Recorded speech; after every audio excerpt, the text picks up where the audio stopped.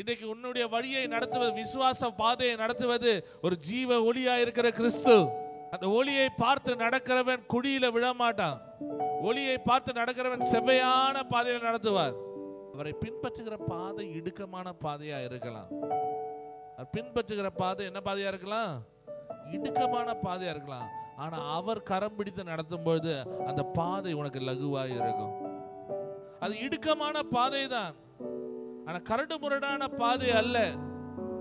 இறுக்கமான வாசல் வழியே நாம் செல்லுகிறோம்.